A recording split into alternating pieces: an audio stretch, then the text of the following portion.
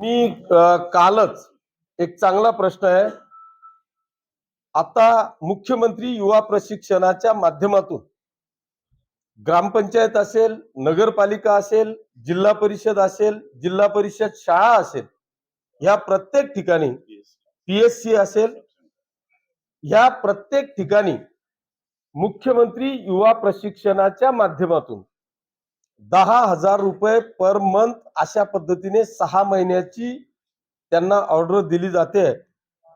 येणाऱ्या काळामध्ये कदाचित त्यालाच, ज्याला 6 महिन्याची ऑर्डर दिली जाईल त्यालाच परमनंट होण्याची सुद्धा शक्यता आहे. किंवा ते जर का अनुभवाचं सर्टिफिकेट आपल्याकडे असेल तर त्याला इतर ठिकाणी त्याचा प्रायोरिटीवर बेनिफिट होणार आहे.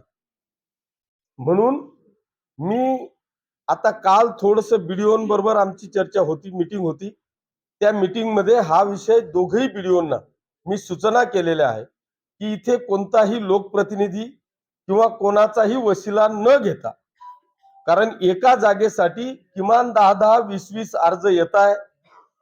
ते अर्ज स्वीकारून ज्याला खरंच टॉप प्रायोरिटीचा असेल, ज्याचं शिक्षण उच्च असेल, तो सगळ्यात चांगला शिक्षित असेल, त्याला आपण ऑर्डर द्यावी. इथे कोणाचाही आमदार, खासदार, मंत्री कोणाचाही वशिला या ठिकाणी चालणार नाही.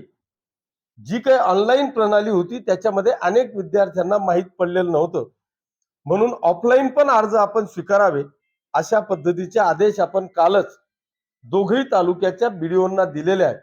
त्याच्यामुळे त्यांना योग्य पद्धतीने न्याय मिळेल.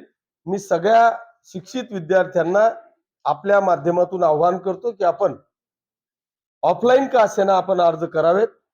जो टॉप मेरिटचा असेल त्याला या ठिकाणी त्याचा बेनिफिट होईल अशा पद्धतीचं आवाहन मी आपल्या माध्यमातून करतो.